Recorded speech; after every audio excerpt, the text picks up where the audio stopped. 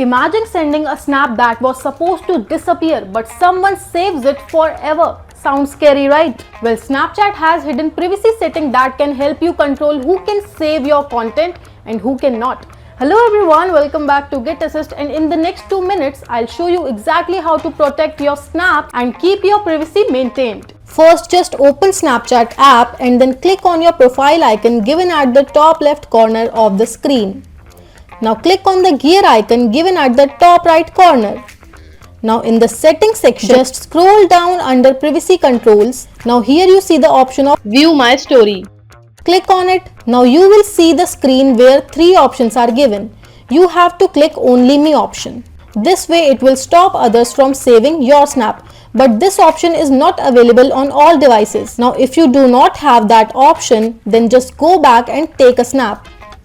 Once you do so, on the right side you will see many options, and at the end you will see the option loop or just once. Make sure that the option is clicked on just once.